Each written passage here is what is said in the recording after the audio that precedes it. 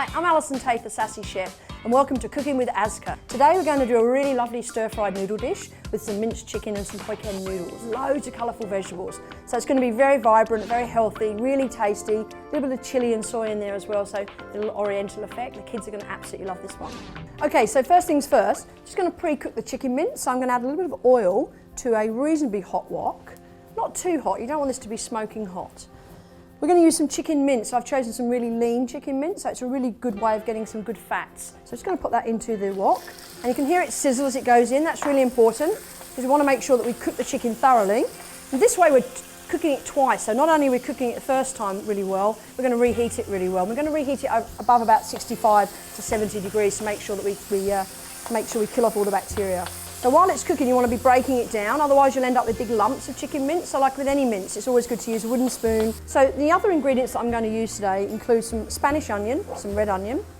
I've got some green beans chopped up a little small so that they don't really know they're eating them and they look good.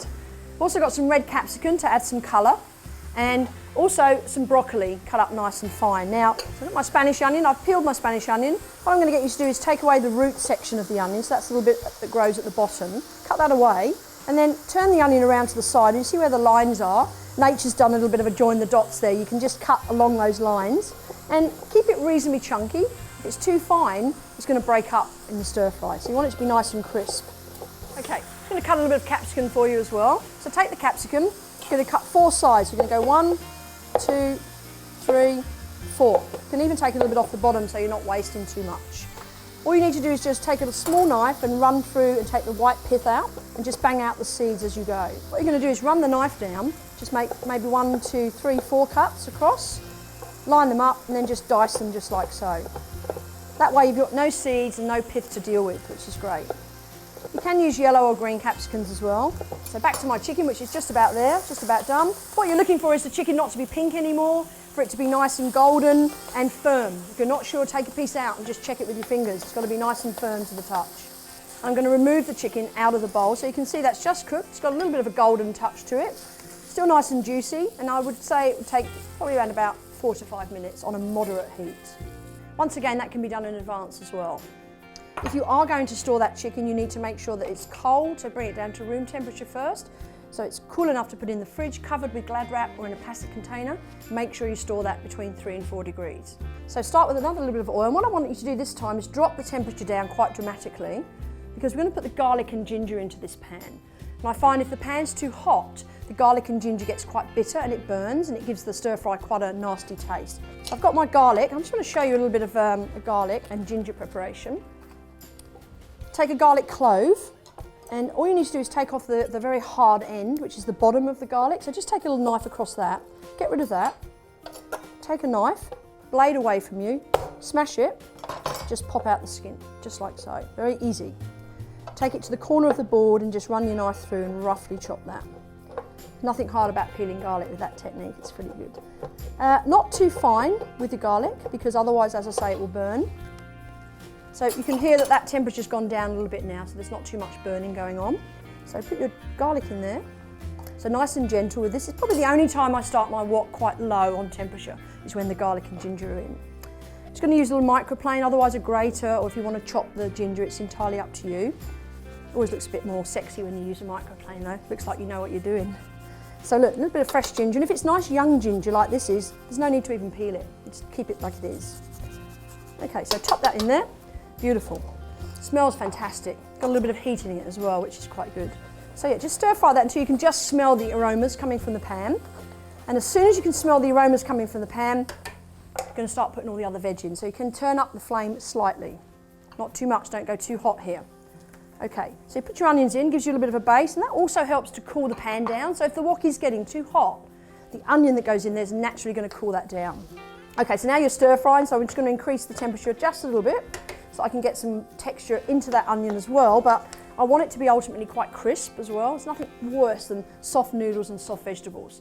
Plus you're going to lose the nutrients in the veg if you have it up too high. So, all right, so just stir fry those. So the garlic and the ginger are beautifully cooked and not burnt, which is really important here.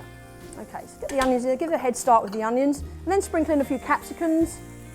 And the essence of this dish is bright, vibrant, crunchy and healthy, so don't overcook this. Do a little bit of broccoli and make sure the broccoli's cut into nice small pieces as well. That way it will cook nice and quick and will seal in and lock in all those vitamins and chlorophyll and all that goodness that you want. And the same thing with the beans, cut them nice and small and you're less inclined to have to cook them for too long, which is great. So add those beans. And already you know you're doing your kids a service because that's got beautiful colours in there and you know it's healthy. We've also got the chicken and noodles to go in there yet. So we know this is going to be a really beautiful dish to eat. So it's nice and colourful. All you're looking really now is just to have those vegetables intensify in colour. So the bright red of the capsicum comes out, the green of the broccoli starts to lock in, the beans look nice and the onions start to just get a little bit soft but not too much. So as you can see, that's really lovely. And as I say, you know your canteens better than I do. Put as much veg in there as you can get away with. And if it's peas and corn to start with, go for it and add a little bit of veg every week or so until you're up to 5 veggies in that pan. They're going to love it. All right, so we've got our stir-fried vegetables already, probably about 5 minutes there. Our chicken here, now if you have this chicken in the fridge overnight, bring it back to room temperature and then put it in your wok and make sure that goes above about 65 to 70 degrees in there. And I'll show you that in a moment. So pop the chicken in and all the juice, don't waste any of that.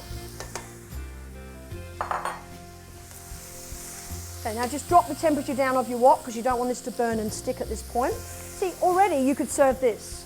Without the noodles, you could serve this as it was. It's almost like a sanchoy bao.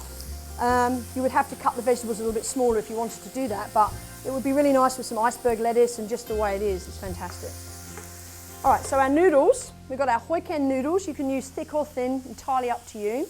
A good tip is to break open the noodles in the packet, run some boiling water through them, then rinse them with cold water and then break them up. So basically they become free-flowing. You know, otherwise you put the block of noodles in and you're trying to bash it up in the pan. It's really difficult. So that's a really good tip. Pop those in as they are. Lovely. And all you need to do now is moisten with a bit of salt. So I'm using some sweet chilli and some soy. Now remember, no salt or pepper in this dish. This is in place of the salt. And you can use salt reduced light soy as well if you're worried about the salt content going in the food. All right, so add a little bit and taste it. That's the best thing you can do. The soy is there for seasoning. So if you're not sure, grab one of the noodles and just taste it. Also, the sauces give that lovely luscious shine to this noodle dish and also help to combine it, so it's beautiful. All right, and basically you're just going to heat that through. So the temperature of the wok can be on a moderate heat. You're just going to heat that through. If you have a thermometer and you're not sure about things, make sure it's above 70 degrees Celsius at least and you're fine. What I'm going to do now is just serve this. I think what would be best to serve it in your canteen would be a nice little noodle box. It makes the kids feel like they're at one of those fancy restaurants and they love noodles and it's very authentic to keep it in a little box like so. And we're also going to put some on a plate so you can see how beautiful this dish is. I add sesame seeds to this one to add crunch, so once again avoiding the nuts. The sesame seeds are fabulous in this one, gives a nice little crunch as well. And the sesame gives us some more good fats as well, which is great, that's what we want.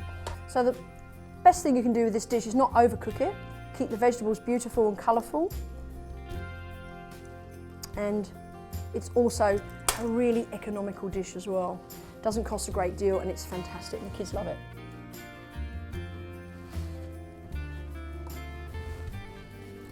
The coriander on the top of that one as well.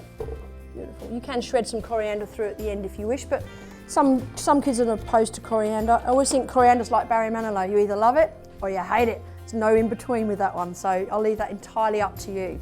So let's pop those in those little noodle boxes. And like I say, you can have a couple of these woks going. You can have 10 or 20 portions of this ready to be served, and you can keep it warm in these woks as well. And if you just dish that up beautifully, let's give that a little bit of a wipe, made a little bit of a mess.